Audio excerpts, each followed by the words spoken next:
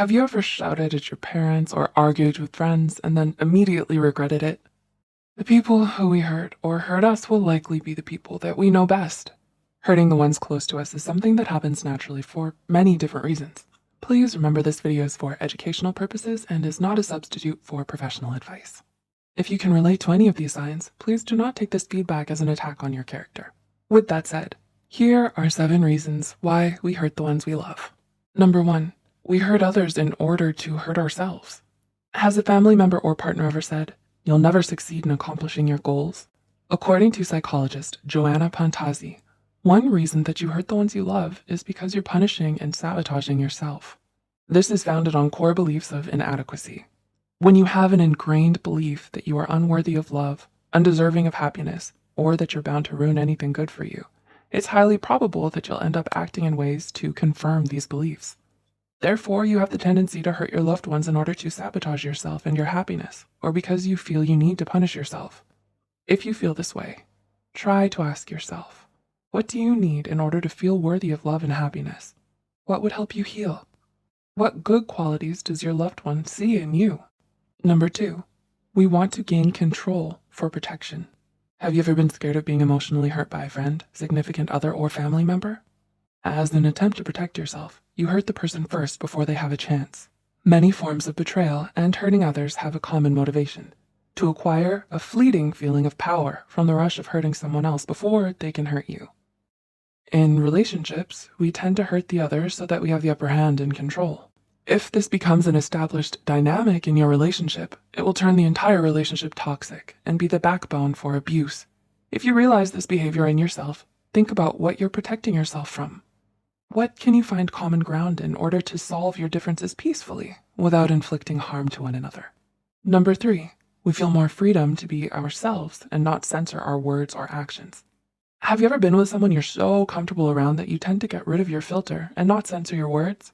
In any close relationship, you may feel inclined to behave and speak authentically.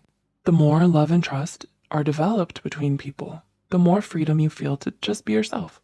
However, this lack of inhibitions and boundaries makes it easier to unintentionally hurt the other person. You might think that your comment is completely innocent without any malicious intent, but it can be perceived as offensive by the person on the receiving end. Setting good personal boundaries is crucial to creating healthy relationships. Communicate with the person on the receiving end to let them know that you mean no harm. If they tell you that they feel hurt by your actions, try to change your behavior. Number 4, we develop an insecure attachment style. Your attachment style is the emotional connection you formed as an infant with your primary caregiver. What you experienced during this first relationship can often determine how you act in relationships throughout life.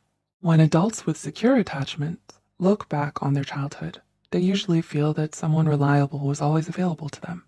As adults, they may enjoy close, intimate relationships and are not afraid to take risks in love.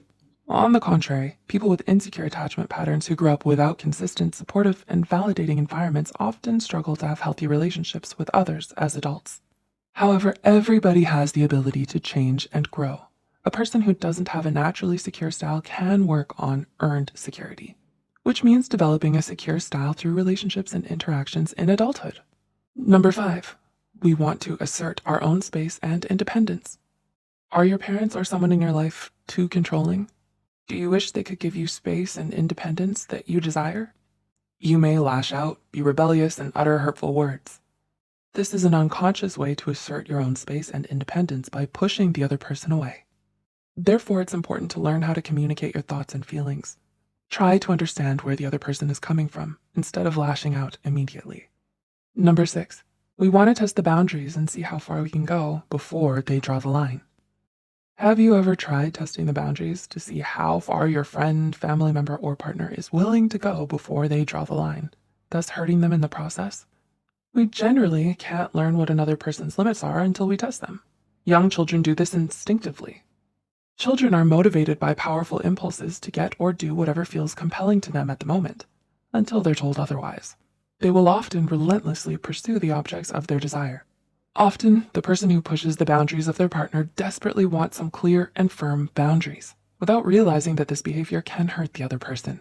A good boundary is when you are able to allow yourself to be vulnerable while simultaneously preventing you from being taken advantage of.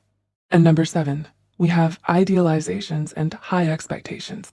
Have you ever fantasized about a perfect relationship with a significant other or even friends? When we have unrealistic expectations about our relationships, we can feel disappointed or deflated when our expectations aren't met. This may lead to abandoning good relationships or making negative comparisons and miss out on what works in our own relationship. The closer we get to someone emotionally, the more roles we attribute to them in our mind, and the higher expectations we have of them, and the more they ultimately mean to us. In a way, we idealize them. We think quite highly of them. Therefore, any small sign that might not line up with this idealized image we have of them may be perceived more negatively. So, did these reasons shed light on a situation in your life? Of course, these may not apply to every situation. At the end of the day, many of us have hurt or been hurt by someone close to us. It's how we resolve the situation and communicate with the other person that matters. It's always best to do what you think is best after thinking through the situation. Did you find this video insightful? Please like and share it with friends that may enjoy this video too. Thanks for watching, and we'll see you next time.